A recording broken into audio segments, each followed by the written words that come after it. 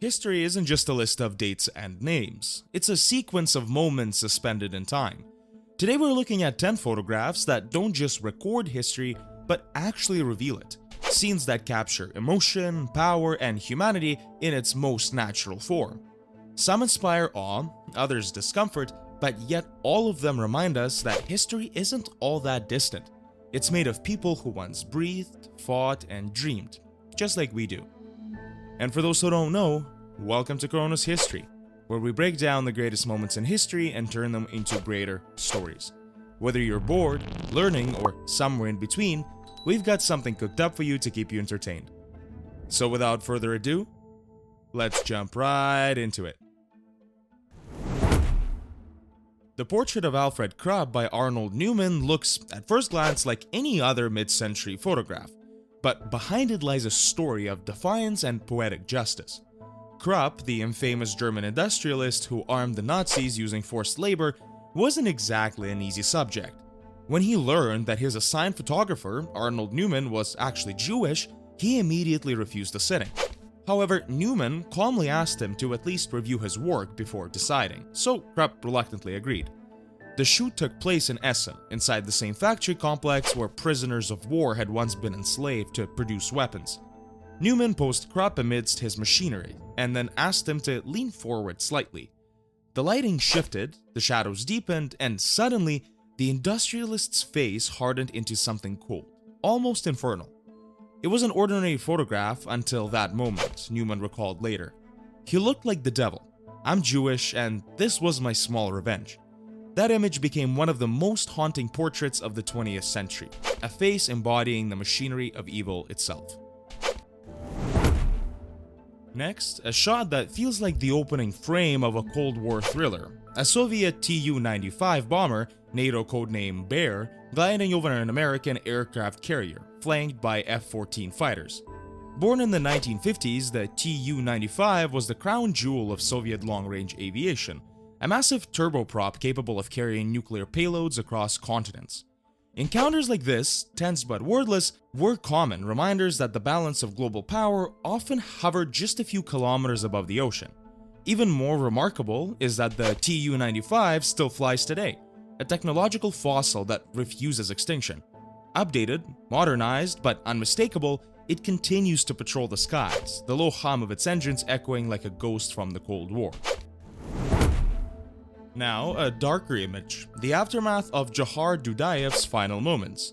It's believed to show the Chechen leader's car just before it was obliterated by a Russian missile. April 21st, 1996. Dudayev was speaking on a satellite phone during the First Chechen War, unaware that his signal had actually been traced. Within moments, two precision-guided missiles struck, and he was killed instantly, the first political figure in history eliminated through targeted phone tracking. It was a moment that quietly changed the rules of warfare across the board. Power no longer needed proximity. A voice alone was enough to destroy. Another photograph tells a story not of destruction, but of courage. Hero of the Soviet Union, Konstantin Karitsky, commander of the 5th Leningrad Partisan Brigade, is seen pinning a medal onto Father Fyodor Puzanov. Puzanov was not simply a priest, he was a conduit of resistance. A veteran of 2 world wars, he used his parish as a lifeline for the underground movement during the Nazi occupation of the Pskov region.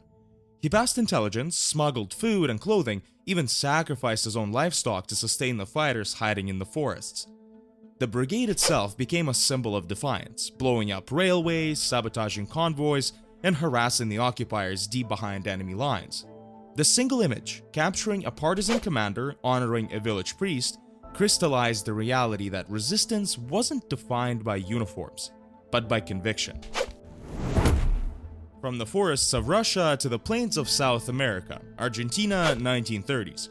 A photograph shows a group of police officers encased in experimental body armor during a field test.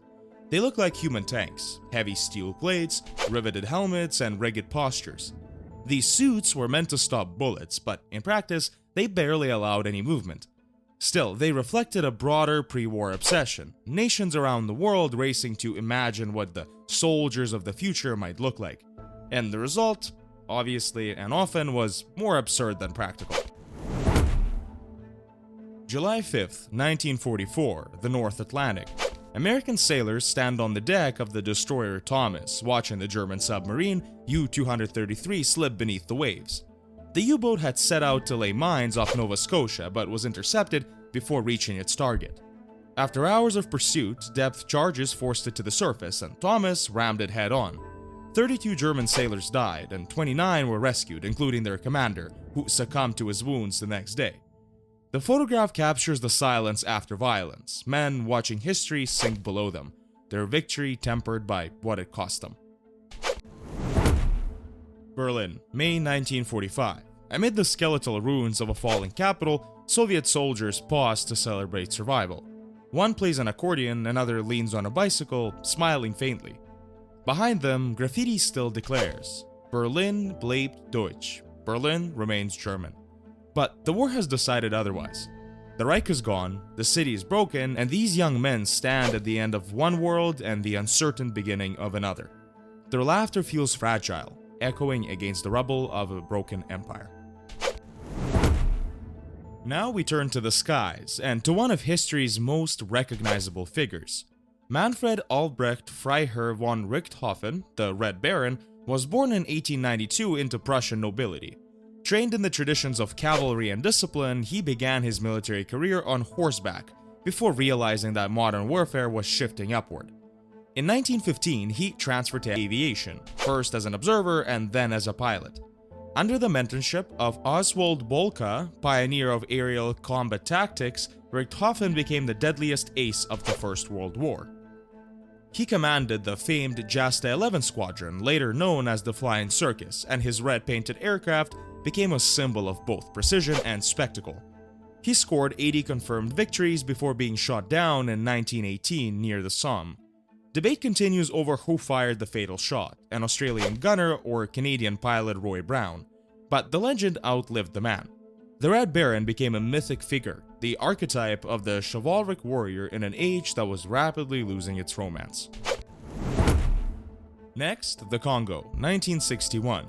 The photograph shows an Irish UN peacekeeper standing amid a conflict few outside of Africa understood at the time. The Congo crisis erupted just after independence from Belgium. The new state fractured instantly, mutinies, secession, Cold War rivalries, etc. The mineral-rich province of Katanga broke away with Western support, while Prime Minister Patrice Lumumba sought Soviet aid. The UN intervened, sending thousands of peacekeepers, including the Irish contingent seen here. It became one of the United Nations' earliest and most difficult operations, a tangle of firefights, political maneuvering, and human cost. The mission lasted until 1965, leaving behind both scars and lessons that shaped peacekeeping for decades to follow. Finally, a photograph from another era altogether, 1903. It captures the entire Kexholm Regiment, 1,250 soldiers, in a single panoramic image. The photo measured nearly a meter across, yet every face is visible with astonishing clarity. Even today, reproducing that level of detail would be an absolute challenge. Each man stands frozen in the same instant, 25 rows of discipline, pride, and anonymity. Over a century later, it remains a remarkable technical achievement and a quiet monument to the thousands who served and vanished into history. These photographs, each one a fragment of its time, remind us that history is not abstract. It's tactile, visible, and profoundly human. Every frame holds not just an event, but the presence of those who lived it. And that's all for today, guys. If you like this video, please hit that like button and subscribe to help the channel. Leave a comment about which one of these pictures surprised you the most, and until next time, see you again on Chronos History.